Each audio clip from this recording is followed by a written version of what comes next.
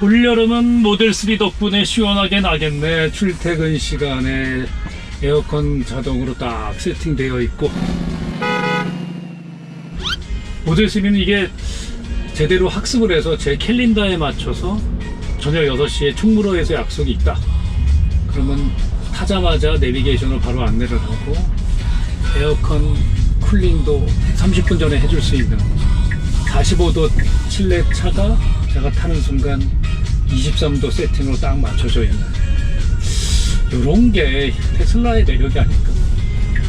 현대기아의 예를 들면 벤츠의 전기차는 아직까지 그런 OT를 활용해서 학습을 해가지고 운전자의 프로필에 맞게 세팅을 해주는 점에서 굉장히 부족한, 예를 들면 전기차도 브레이크라든지 뭐 회전제동 이런 쪽에 문제가 생기면 AS 센터를 가야 되죠, 일반적인 전기차. 근데 하드웨어적 고장이 아닌 이상은 모델 3는 소프트웨어 업그레이드 OTA 방식으로, 온디에어 방식으로 간단하게 해결을 해줍니다. 그게 전기차를 타는 매력이 아닐까. 조금 전에 말씀드렸던 것처럼 한여름에 시원하게 출퇴근을 할 수 있다, 약속 장소에 갈 수 있다. 그럼 내연기관차도 무슨 소리야, 원격 시동 되는데 라고 말씀하실 수 있죠. 근데 그거 분명히 공회전 방지법 위반입니다. 나의 시원함을 위해서 미세먼지 배출가스를 배출해야 하는 엄연한 규격 위반이거든요. 전기차는 그런 게 전혀 관계가 없죠. 환경뿐 아니라, 저는 뭐 모델 3를 환경을 위해서 탄다 그렇게 생각하진 않지만, 컴퓨터에 바퀴를 단 차, 그게 테슬라고, 벤츠의 EQC나 현대기아의 전기차는 엔진 대신 모터와 배터리를 바꿨을 뿐, 나머지는 똑같은. 즉 저는 테슬라가 컴퓨터의 바퀴를 단 차에선 현대기아 벤츠보다 약 10년에서 20년은 앞서 있다. 절대 이들을 쫓아갈 만한 차를 내놓을 수 없다 라고 생각을 합니다. 예를 들면 보조금을 감안하면 그렇죠. 6천만 원 정도에 있는 퍼포먼스, 모델 3 퍼포먼스 0-100 3.2초, 현대기아의 전기차가 3.2초 차를 만들 수 있느냐? 물론 만들 수 있죠. 가격이 1억 원이 넘어갈 겁니다. 그리고 실질적으로 3.2초의 0-100의 전기차를 현대기아가 만들어서 양산할 수 있느냐? 저는 양산은 불가능하다고 생각합니다. 그만한 기술력이 없습니다. 양산까지 가기 자신감이 없는 거죠. 잘못하면 풀이 나면 기존 내연기관 600~700만 대 파는 현대기아 어떻게 불안해서 삽니까?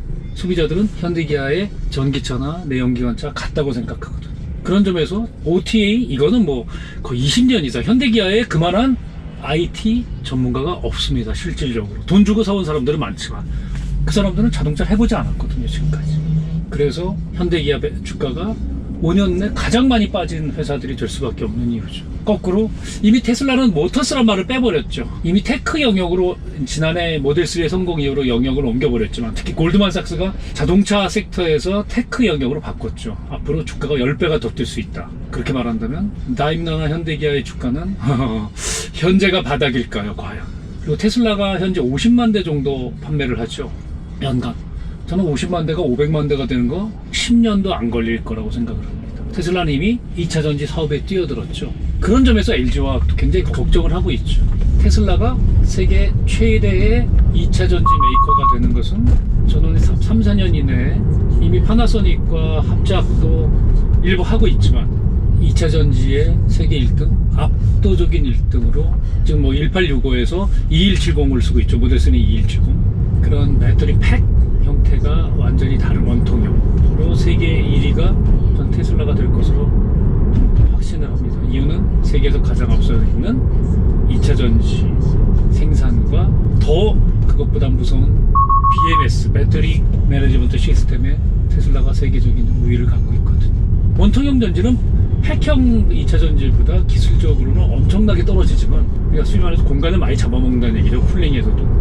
그거와 관련된 노하우를 테슬라는 너무 많이 갖고 있고, 그리고 40년, 이미 원통형 전지는 1960년대 개발이 돼서 2차 전지 거의 50년 이상의 실질적 생활에서 테스트를 통해서 안정성을 검증받은 거죠. 일론 머스크가 저는 그런 점에서 진짜 천재라고 생각하는 점이, 타고 가는데 전기차가 불이 났다, 데미지를 통해서 불이 났다, 그래서 최악의 경우 운전자와 동승자가 사망했다, 이런 피해법으로 회사가 정말 파산할 겁니다. 그런 점 때문에 현대기아나 벤츠가 전기차 시장에 함부로 들어올 수 없는 부분이거든요. 특히 특히 50만 대, 100만 대를 양산하기에는, 그리고 그런 양산차를 만들어 팔 수 있죠. 그리고 그 전기차를 통해서 이익을 내기에는 굉장히 어렵다고 봅니다. 전기차를 많이 팔수록 현대기아와 다임러의 주가는 떨어질 겁니다. 제 말이 맞는지 한번 보십시오. 코로나 이전의 세상과 이후의 세상이 있을 것, 정상으로 돌아간다? 정상이 뭔지 한번 같이 생각해 보시죠. 코로나 이전으로 돌아간다? 그건 있을 수도 없는 일이고, 과연 코로나 이전이 정상이었을까? 신자유주의의 영역으로 글로벌화, 국제 분업, 그리고 미친듯이 돈만 있으면 해외여행 다니는 것이 과연 정상적인 생활이었을까? 테슬라 모델 3를 타면서 생각해본 오늘의 단상이었습니다.